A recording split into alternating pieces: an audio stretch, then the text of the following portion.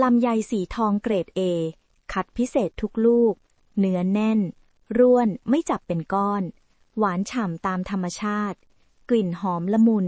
สีทองสวยทานได้ทันทีหรือจะต้มเป็นน้ำลำไยก็อร่อยพรีเมียมในทุกคำสำหรับคนที่เลือกสิ่งที่ดีที่สุดค่ะจินเซ่อหลงเหย็น A 级品质颗颗严选果肉饱满松散不结块天然清甜香气柔和色泽金黄可直接食用也可煮成龙眼饮品每一口都尽显高级献给只选择最好的人 Golden Longan Grade A quality